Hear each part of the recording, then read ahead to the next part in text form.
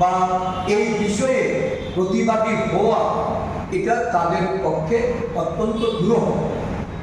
দেখা গেছে সমাজের একদম যারা মানে বলা চলে যে গরিব অংশের মানুষ, যারা প্রত্যন্ত এলাকায় থাকে বা যাদের নিম্ন আয়, সেই সমস্ত অংশের মানুষের ভোটাধিকার বাদ দেওয়ার একটা ষড়যন্ত্রে আজকে এই এসআইয়ের মাধ্যমে ইলেকশন কমিশন দিয়েছে।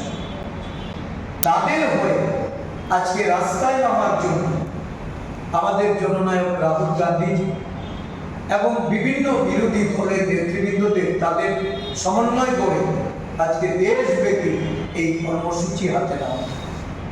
আমাদের রাজ্যেও আমরা আগামী 22শে আগস্ট থেকে 6ই সেপ্টেম্বর রাজ্যের 9টি জেলা সহ আগরতলা রাজধানী শহরে এই কর্মসূচি আমরা পালন করতে যাচ্ছি। এই কর্মসূচি 22 তারিখ থেকে শুরু হবে। 22 তারিখ উদয়পুরে, 24 তারিখ ধর্মনগর শহরে, 25 তারিখ বিশালগড় শহরে, 26 তারিখ পেরিয়ামুড়া শহরে, 30শে আগস্ট এই দিনটিতে আমরা এটা রাজ্যভিত্তিক এই আমাদের র্যালি হবে, যেটা আগরতলা শহরে হবে। এই র্যালিতে সারা রাজ্যের সমস্ত জেলা থেকে, ব্লক থেকে আমাদের নেতা কর্মীরা এসে অংশগ্রহণ করবেন।